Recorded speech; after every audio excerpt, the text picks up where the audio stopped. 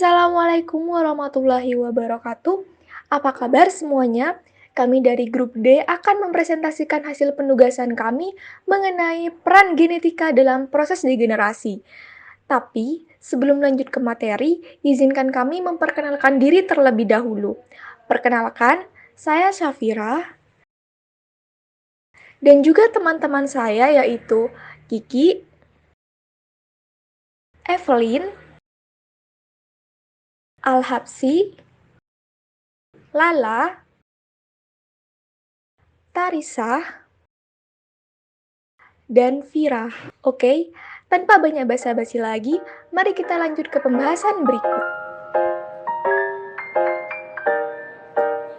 Sekarang, kami akan membahas bagaimana kelompok kami mencari jurnal yang sesuai dengan tema yang telah ditentukan. Langkah pertama yang harus dilakukan adalah mengunjungi laman Remotex UNER di https://unair.remotex.co. Langkah kedua yaitu membuat akun Remotex di bagian Register Here. Di halaman Register, kita diminta untuk mengisi data berupa email, nama, dan asal jurusan. Setelah data yang dimasukkan dirasa benar, lalu setujui kebijakan yang diberikan oleh Remotex UNER dan jangan lupa untuk mengisi kode CAPTCHA yang tertera pada bagian bawah. Setelah itu, tunggu email verifikasi yang akan masuk ke email UNER kalian. Langkah keempat, kembali masuk ke halaman Remotex UNER dan login menggunakan email dan password yang telah dibuat sebelumnya. Setelah itu, kita akan dibawa menuju halaman utama atau beranda Remotex UNER. Di dalam Remotex ini tersedia ribuan jurnal dari berbagai tahun serta penulis. Setelah itu, cari jurnal dengan memasukkan kata kunci ke dalam kolom pencarian, lalu pilih jurnal yang sesuai dan download. Itulah beberapa langkah untuk mencari jurnal di Remotex UNER. Selanjutnya adalah review dari beberapa jurnal yang sudah kami dapatkan. Jurnal yang direview adalah jurnal gerontologi klinis dan geriatri yang ditulis oleh Silpa Amaria MSc, Kalyani Singh PhD, dan Manisha Sabarwal yang berjudul Change During Aging and Their Association with Malnutrition, diterbitkan pada tahun 2015 dengan volume ke-6 rentang halaman 78-84. Yang kedua adalah bagian abstrak. Dalam artikel ini dijelaskan bahwa proses penuaan melibatkan perubahan kondisi fisiologis, patologis, sosial, dan psikologi seseorang. Selain itu, artikel ini juga menjelaskan tentang nutrisi. Terdapat pula penjelasan tentang peningkatan prevalensi malnutrisi pada populasi lansia yang dikaitkan dengan penurunan status fungsional, gangguan fungsi otot, penurunan massa tulang, disfusi kekebalan, anemia, penurunan fungsi kognitif, penyembuhan luka yang buruk, pemulihan tertunda dari operasi, tingkat penerimaan kembali rumah sakit yang lebih tinggi, dan kematian. Serta di artikel ini pula dijelaskan tentang akibat perubahan lingkungan sosial terhadap status gizi pada lansia. Yang ketiga adalah latar belakang. Di dalam latar belakang dijelaskan secara garis besar tentang lansia yang diibaratkan sebagai suatu populasi. Di sini lansia lebih rentan terhadap penyakit yang berhubungan dengan usia, gangguan fungsional, dan ketidakmampuan fisik yang dapat mengganggu pemeliharaan status gizi yang baik. Tua di sini diartikan sebagai orang yang berusia 60 tahun atau lebih. Dalam latar belakang juga sedikit menunjukkan data bahwa telah terjadi penurunan angka kesuburan di negara berkembang selama 30 tahun sebelumnya dan di negara maju selama 20 tahun, serta kenaikan dari angka harapan hidup di negara berkembang dan negara maju yang disebabkan oleh perkembangan dari bidang medis atau kedokteran. Yang keempat adalah metode. Dalam artikel ini, penulis menggunakan metode dua, yaitu kuantitatif dan kualitatif. Metode kuantitatif sendiri disajikan dalam sebuah tabel yang menunjukkan angka pertumbuhan populasi orang berusia 60 tahun ke atas tiap 10 tahun, dimulai dari tahun 1980 hingga 2020 dalam satuan juta. di negara maju maupun berkembang.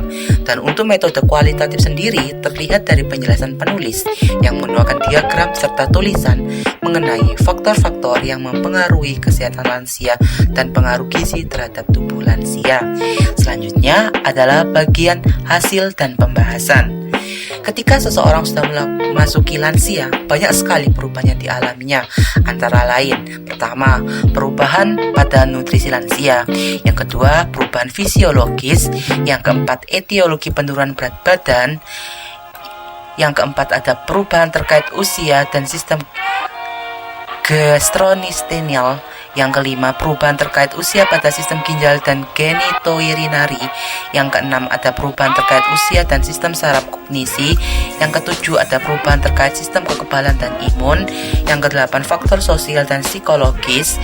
Yang kesembilan, kurang protein. Yang 10, kebutuhan nutrisi. Dan masih banyak lagi.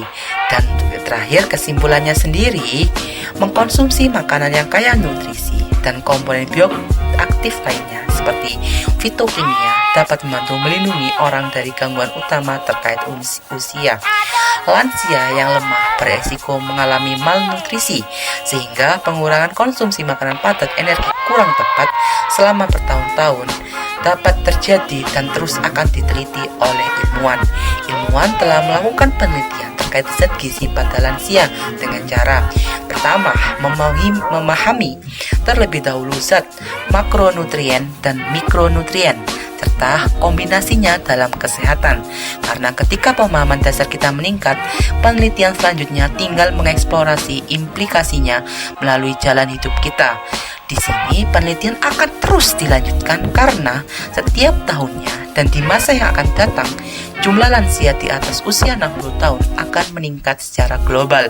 Oleh sebab itu, penelitian selanjutnya masih terus dilakukan oleh para peneliti.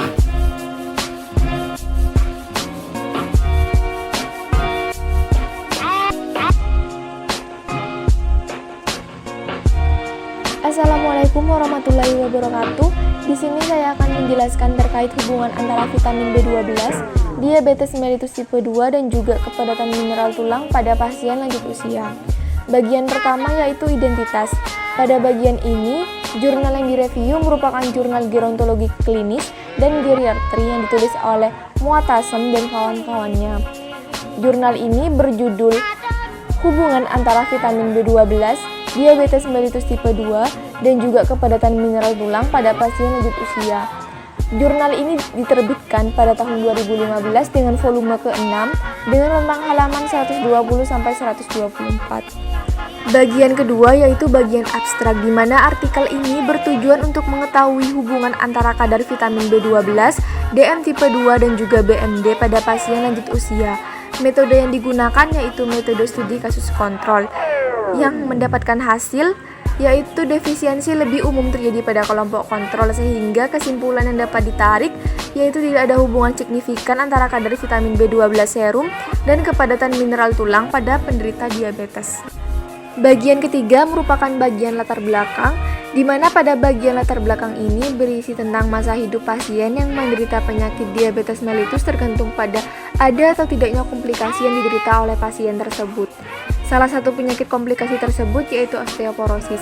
Pasien yang menderita DM1 menunjukkan korelasi penyebab terjadinya osteoporosis karena berpengaruh terhadap penurunan kepadatan mineral tulang atau BMD yang dipengaruhi oleh kadar insulin. Sedangkan pada pasien yang menderita DM2 masih belum dapat disimpulkan karena data yang diperlukan masih kurang. Namun yang menjadi pemicu osteoporosis oleh pasien DM tipe 2 berkaitan dengan gaya hidup dan kelebihan berat badan. Bagian keempat merupakan bagian metode, di mana dalam artikel ini penulis menggunakan beberapa metode, di antaranya studi population, BMD measurement, laboratory assessment, ethical consideration, and statistical method. Kelima metode tersebut menggunakan metode penelitian kualitatif dan juga metode penelitian kuantitatif. Metode penelitian kuantitatif ditunjukkan dengan adanya 3 tabel. Tabel pertama tentang perbandingan, tabel kedua tentang perbandingan antara kategori densitometri, tabel ketiga tentang perbedaan antara kedua jenis kelamin di antara penderita diabetes terkait dengan variabel yang diteliti. serta terdapat diagram ordinal yang menyajikan tentang hubungan antara konsentrasi vitamin B12 serum dan kepadatan mineral tulang atau BMD. Sementara itu, metode penelitian kualitatif, penulis menggunakan metode eksplanatif dengan cara menjelaskan maksud dari tabel yang disajikan. Bagian kelima merupakan bagian hasilan pembahasan di mana banyak penelitian tidak mengamati keterkaitan tersebut antara status vitamin B12 dan juga kepadatan mineral tulang atau BMD. Sebaliknya, banyak studi melaporkan hubungan yang signifikan antara vitamin B12 rendah dan osteoporosis. Mekanisme yang tepat di mana vitamin B12 dapat mempengaruhi kesehatan tulang masih belum jelas sehingga belum dapat disimpulkan bahwa defisiensi vitamin B12 dapat menyebabkan osteoporosis dan juga diabetes mellitus tipe 2. Pada bagian terakhir yaitu bagian ke-6 yaitu bagian kesimpulan. Yang pertama, konsentrasi vitamin B12 mungkin normal atau bahkan tinggi pada pasien lansia dengan DM tipe 2. Yang kedua, kekurangan vitamin B12 lebih banyak sering terjadi pada pasien non-diabetes dibandingkan dengan penderita diabetes. Yang ketiga, mekanisme pasti dari kadar vitamin B12 yang lebih tinggi di antara penderita diabetes harus dipelajari lebih lanjut. Terima kasih. Selanjutnya, jurnal yang direview adalah International Journal of Gerontology yang ditulis oleh Jamilah Amirsadeh, Sayyidah Aminah Motalabi, dan Fatimah Muhammadi. Jurnal tersebut berjudul A Theoretically Based Behavioral Nutrition Intervention for Elderly Women, a Cluster Randomized Control Trial yang diterbitkan pada tahun 2017 dengan volume 12 dan rentang halaman 127-132. Artikel ini bertujuan untuk menentukan intervensi pendidikan gizi berbasis HBM pada pengetahuan, keyakinan, dan perilaku wanita lanjut usia. Program pendidikan kesehatan dapat membantu para lansia untuk melakukan perilaku gaya hidup sehat dan mencegah serta mengendalikan penyakit lansia. Para lansia mempunyai pengetahuan yang terbatas mengenai perilaku, sehingga digunakan model pendidikan seperti HBM. Penelitian ini melibatkan wanita berusia 60 tahun ke atas yang sudah tinggal di kota Urmia selama 5 tahun.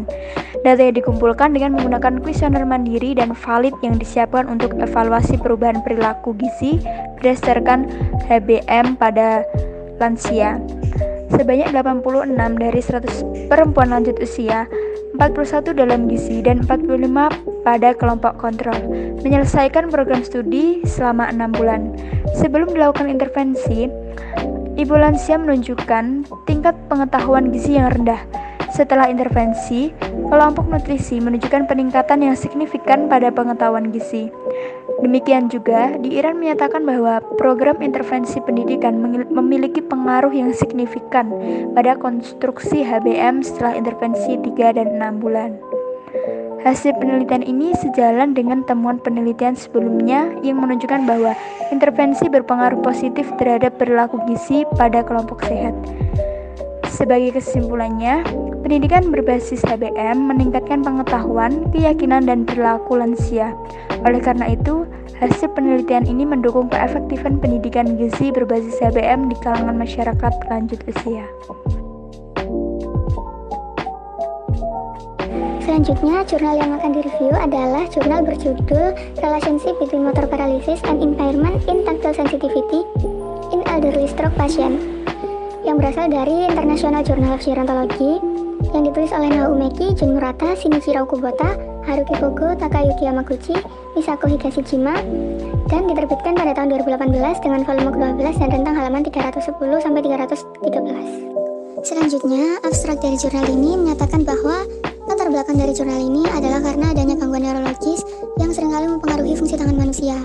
Sehingga penelitian kali ini ditujukan untuk mengetahui bagaimana stroke dapat mempengaruhi derajat gangguan somatosensori menggunakan indikator tahapan Brainstorm dan bagaimana gangguan sensasi sentuhan pada pasien stroke usia lanjut. Pada penelitian kali ini akan dilakukan pengukuran ambang tekanan taktil dan kekuatan pegangan tangan di kedua tangan menggunakan indikator tahapan Brainstorm pada 60 partisipan berusia lanjut dengan kasus hemiparesis pasca stroke. Juga digunakan UCT dan pendekatan Spearsman-Rank. Sehingga kemudian akan didapatkan kesimpulan bahwa derajat gangguan somatosensorik setelah stroke memiliki hubungan dan keterkaitan dengan keparahan kelumpuhan motorik. Selanjutnya, untuk metode seperti yang telah sedikit disebutkan sebelumnya, bahwa pada penelitian kali ini akan diikuti oleh 61 partisipan dengan hemiparesis pasca stroke dan tidak memiliki riwayat penyakit lain yang terkait dengan kondisi neurologis. Para partisipan dipastikan telah mengetahui informasi dan memahami prosedur penelitian serta telah memberikan persetujuan tertulis.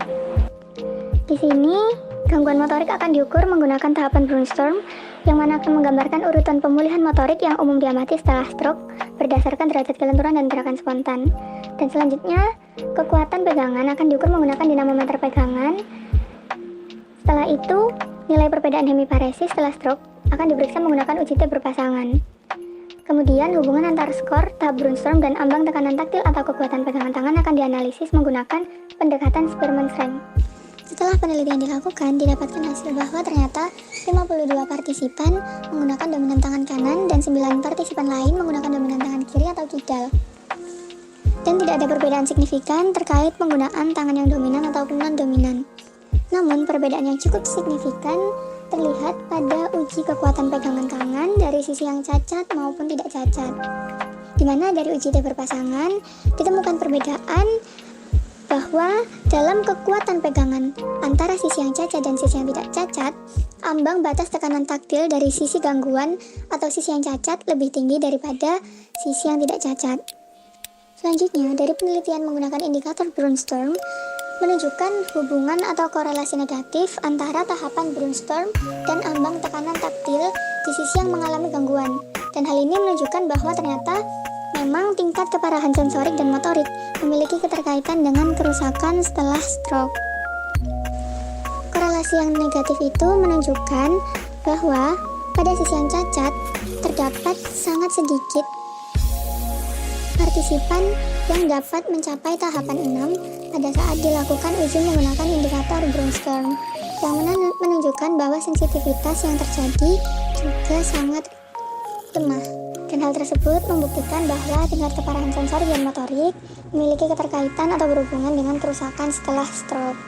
Sehingga dengan demikian didapatkan kesimpulan bahwa derajat gangguan sensorik pada pasien stroke usia lanjut diklasifikasikan terkait dengan keparahan kelumpuhan. Sehingga perlu diadakan pelatihan untuk meningkatkan yang bukan hanya fungsi motorik para pasien, tetapi juga fungsi sensorik mereka. Jurnal yang saya review adalah Jurnal International Gerontology yang ditulis oleh Min Jung Choi dan Kyung Yae Song yang berjudul The Effect of Floor Seats Exercise Program on Physical Fitness, Depression, and Sleep in Older Adults, a Cluster Randomized Controlled Trial yang diterbitkan pada tahun 2018 dengan volume ke-12 tentang halaman 116-121. Jurnal ini bertujuan untuk menguji pengaruh Floor Six Exercise Program pada kebugaran fisik, depresi, dan tidur pada orang dewasa yang lebih tua atau lansia. Latar belakangnya adalah akibat penurunan fungsi fisik dan kognitif yang disebabkan oleh penyakit kronis dan penuaan. Penduduk lanjut usia sering menggunakan kekuatan tungkai kaki yang lemah dan mendorong lantai atau dinding dengan telapak tangan untuk berdiri ketika duduk di lantai. Hal ini mengakibatkan kekuatan otot mereka melemah. Kemudian, gangguan tidur dan depresi adalah masalah kesehatan masyarakat yang utama pada orang dewasa yang lebih tua. Lalu, mereka cenderung menggunakan perawatan farmakologis untuk meredakan gejala tersebut. Tanpa mereka sadari, pengobatan ini memberi efek samping yang berbahaya. Oleh karena itu, diadakan FSEP ini untuk menentukan pengaruhnya terhadap peningkatan kekuatan fisik dan kualitas tidur serta pengurangan depresi pada orang dewasa lanjut usia. Kemudian, metode yang digunakan adalah menggunakan uji coba perbandingan terkontrol secara acak klaster dengan pretest dan posttest untuk menguji keefektifan FSEP untuk orang lanjut usia yang dilakukan selama 12 minggu antara bulan Juli dan Oktober 2016. 6 pusat komunitas senior di kota Sihyung di Korea Selatan berpartisipasi dalam FSEP ini. Dari uji coba yang telah dilakukan, membuktikan FSEP ini meningkatkan kekuatan otot, fleksibilitas bahu, sekaligus mengurangi tingkat depresi orang dewasa yang lebih tua di pusat komunitas senior. Dampaknya, FSEP ini juga memperkuat tungkai atas dengan latihan otot non-resisten dan resisten secara berulang-ulang. Kemudian, skor rata-rata untuk depresi berkurang pada kelompok latihan.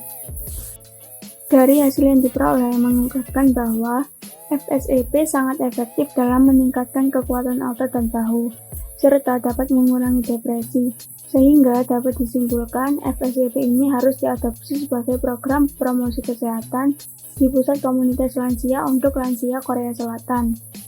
Namun, di balik kelebihannya, penelitian ini memiliki beberapa keterbatasan, di antaranya yaitu fleksibilitas dari kekuatan otot bahu dan pergelangan tangan yang tidak dominan tidak dapat ditingkatkan.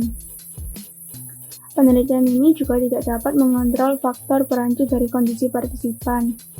Namun, FSEP dapat terus digunakan sebagai program peningkatan kesehatan lokal yang aman dan ekonomis untuk lansia.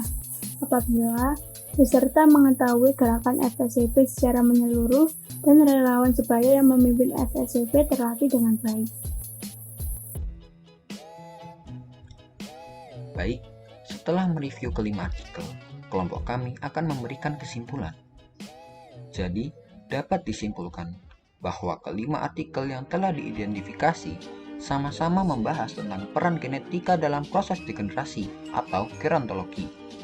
Tetapi, dalam pembahasannya memiliki perbedaan di antara 5 artikel tersebut, yaitu artikel pertama yang berjudul Change During Aging and Their Association with Malnutrition. Penelitian ini terkait gerontologi yang lebih difokuskan kepada pemberian nutrisi yang cukup pada makanan lansia untuk menghindari malnutrisi dan beberapa penyakit lainnya. Karena lansia yang telah berumur 60 tahun sangat mudah dan rentan terkena penyakit yang mengganggu sistem imunnya.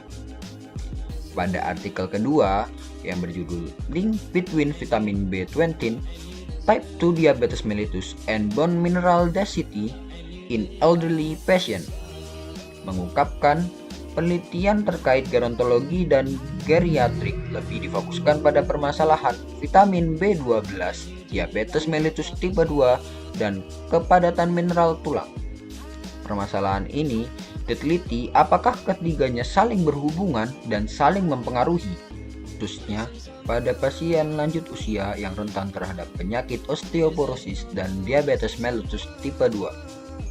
Pada artikel ketiga yang berjudul A Theoretical Based Behavioral Nutrition Intervention for Elderly Women, a Cluster Randomized Control Trial. Penelitian ini membahas tentang gerontologi yang lebih difokuskan pada permasalahan intervensi pendidikan gizi berbasis HBM pada pengetahuan, keyakinan, dan perilaku wanita lanjut usia. Permasalahan ini diteliti apakah program pendidikan berbasis HBM ini dapat membantu lansia untuk melakukan perilaku gaya hidup sehat dan mencegah serta mengendalikan penyakit pada lansia. Program ini juga untuk mendukung keefektifan pendidikan gizi berbasis HBM di kalangan masyarakat lanjut usia.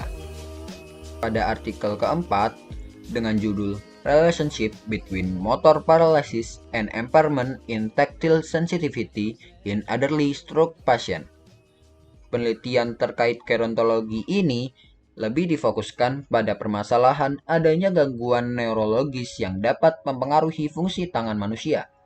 Dan secara spesifik ditunjukkan untuk mengetahui bagaimana stroke dapat memengaruhi derajat gangguan somatosensori menggunakan indikator tahapan Brunstrom dan gangguan sensasi sentuhan pada pasien stroke usia lanjut dengan hemiparesis pasca stroke. Pada artikel yang terakhir berjudul The Effect of Floor Seat Exercise Program on Physical Fitness, Depression, and Sleep in Older Adults, a Cluster Randomized Control Trial. Penelitian tentang gerontologi yang difokuskan kepada permasalahan adanya gangguan pada penurunan fungsi fisik dan kognitif yang disebabkan oleh penyakit kronis dan penuaan, sehingga mengakibatkan kekuatan otot melemah, kelelahan, depresi, dan gangguan tidur. Oleh karena itu, diadakannya FSEP untuk menentukan pengaruhnya terhadap peningkatan kekuatan fisik dan kualitas tidur serta pengurangan depresi pada orang dewasa usia lanjut. Selesai sudah pembahasan kelompok kami.